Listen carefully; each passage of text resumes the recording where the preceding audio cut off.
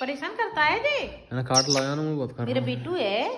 ले ले ले ले ले ले क्यों काट बता रहा कुत्ते परेशान करता है।